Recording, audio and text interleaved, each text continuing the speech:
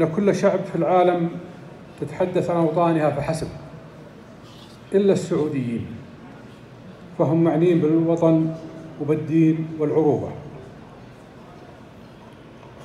أخوتي الكرام وأخواتي الكرام، إننا اليوم ونحن نطلق أسبوع التلاحم الوطني قد أخذنا من كلمة مولاي خادم الحرمين الشريفين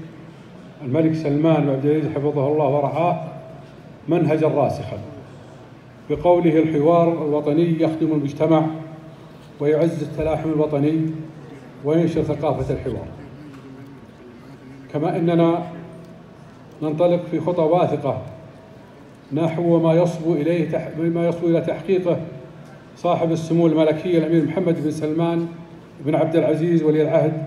نائب رئيس مجلس الوزراء وزير الدفاع حفظه الله ورعاه، في جعلنا مجتمعا حيويا يمثل أبرز محاور رؤية المملكة